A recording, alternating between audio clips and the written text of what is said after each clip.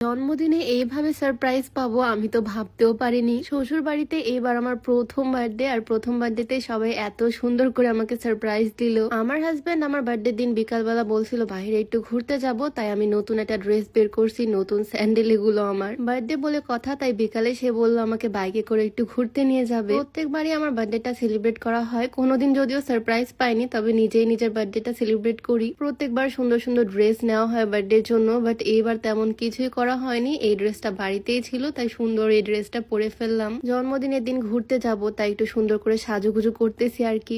আমার রুমে আমি একা একাই রেডি হচ্ছিলাম। আমার হাজবেন্ড, আমার ননদিনী, ওরা কোথায় আমি জানি না। মানে আমি ভাবতেছিলাম ওরা অন্য কোনো রুমে আছে হয়তো, বাট ওরা যে আমার জন্য সারপ্রাইজ অ্যারেঞ্জ করতেছে এটা আমি ভাবতেও পারিনি। কারণ একে তো দেশের অবস্থা এরকম, আমি ফ্লাফি কোনো গাউনও অর্ডার করিনি, না আছে আমার ক্রাউন। বলতে গেলে কোনো রকমের প্রিপারেশনই নেওয়া হয়নি। নর্মালি ঘুরতে যাওয়ার জন্য যেভাবে রেডি হই সেভাবেই সুন্দর করে রেডি হয়েছি। আচ্ছা, আজকে আমাকে কেমন লাগতেছে বলো তো? আমি রেডি হয়ে তাড়াহুড়া করতেছিলাম বাহিরে যাওয়ার জন্য, আর তখনই আমার হাজবেন্ড, আমার ননদিনী, আমার বান্ধবী সবাই মিলে আমাকে চোখ বেঁধে ছাদে নিয়ে চলে আসলো। বার্থডের দিন যখন এভাবে চোখ ঢেকে নিয়ে আসছে তখনই আমি বুঝতে পারছি অবশ্যই কোনো না কোনো রহস্য আছে। আর চোখ খুলতেই দেখি এখানে সুন্দরভাবে ওরা সাজাইছে হ্যাপি বার্থডে লিখে বেলুন দিয়ে। এখন দেশের যে একটা অবস্থা, তারপর আমার জন্মদিন পড়ছে শুক্রবারে। ওরা এত কিছু কিভাবে অ্যারেঞ্জ করছে আমি সেটাই বুঝতে পারতেছি না। সব দোকানপাটি বন্ধ থাকে শুক্রবার বিকালে। আমার হাজবেন্ড আমাকে আমার ফেভারিট রেড রোজ দিছে অনেকগুলা, আর আমার ননদিনী গিফট দেখে তো আমি পুরাই অবাক। সে পুরো টাকা দিয়ে একটা ফুলের বুকের মতো করছে।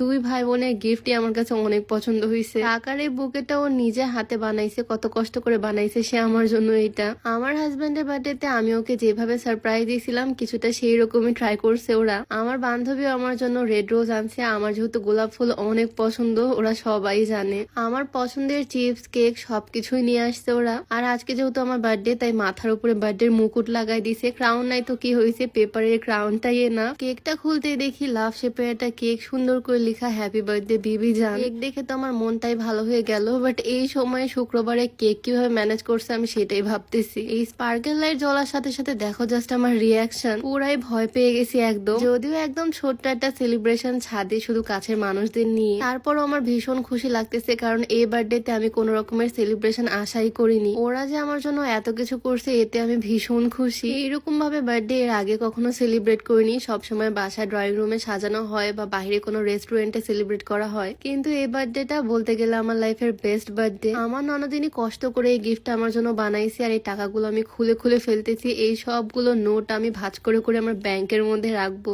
ও বললো ও নাকি সারা রাত কষ্ট করে এই বুকেটা বানাইছে, বেচারি আমাকে কত ভালোবাসে ভাবা যায়। বসে বসে আড্ডা দিতে দিতে চোখে পড়লো এই বড় অ্যাকোয়াফিনা পানির বোতলটা, আর দুষ্টু বুদ্ধি মাথায় চলে আসলো এখন একটা ট্রেন চলতেছে, পানির ফোয়ারা ট্রেন। যদিও এই ট্রেনটা করে রাত্রে বেলা লাইটের নিচে, এবার দিনের বেলায় আমি করব, দেখি কেমন হয়। আর এই যে তার রেজাল্ট। যাই হোক, আজকে তো বার্থডে সারপ্রাইজ পেয়ে আমি ভীষণ খুশি। আর এই ছোট্ট সেলিব্রেশনের ভিডিওটা তোমাদের কাছে কেমন লাগলো অবশ্যই কমেন্টে জানিও। তো আজকে ভিডিওটা এখানেই শেষ করছি। সবাই ভালো থাকো, সুস্থ থাকো, দেখা হচ্ছে নতুন কোনো ভিডিওতে। সবাইকে আল্লাহ হাফেজ।